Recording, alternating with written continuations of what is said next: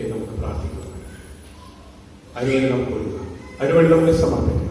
നമ്മുടെ കണ്ണുകൾ ദൈവം കർത്താവിന്റെ കരങ്ങളിലേക്ക് നമുക്ക് സമർപ്പിക്കാം. യേശു എത്ര നല്ലവനാണ്. നമ്മൾ ഒരുമാത്രപ്പെടുത്തുവാൻ ശക്തനാണ്. കഴിഞ്ഞ രാത്രി മുഴുവനും അധ്വാനിച്ചത് ഒന്നും നിനക്ക് ലഭിച്ചില്ലെങ്കിൽ എന്നിതാ നിന്റെ പടകിന്റെ നിയന്ത്രണം കർത്താവിന്റെ കരങ്ങളിലേക്ക് കൊടുക്കും. നിന്റെ ജീവിതമാവുന്ന പടം കർത്താവിലേക്ക് കൊടുക്കുമ്പോൾ നിന്നെ നിയന്ത്രിക്കുന്ന കർത്താവുണ്ട്. അവൻ നിന്റെ പടകിലേക്ക് വരുമ്പോൾ നിനക്ക് തടസ്സമായി നിൽക്കുന്ന നിന്റെ അനുഗ്രഹങ്ങളെ തരാൻ പോവുകയാണ്.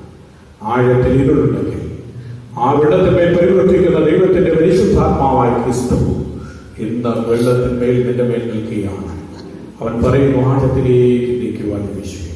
ആഴത്തിലേക്ക് ഇറങ്ങുവാൻ പറഞ്ഞാൽ നിന്റെ വിശ്വാസം ആഴത്തിലേക്ക് ഇറങ്ങണം. നിന്റെ ജീവിതം ആഴത്തിലേക്ക് ഇറങ്ങണം. അവിടെ